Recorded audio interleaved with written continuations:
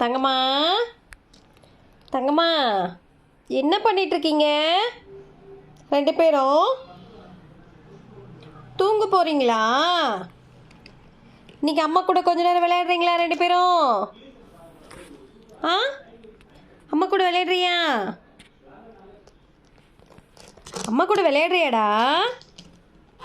விளையாட மாட்டியா? வா, அம்மா கூட வா. அம்மாட்ட வா.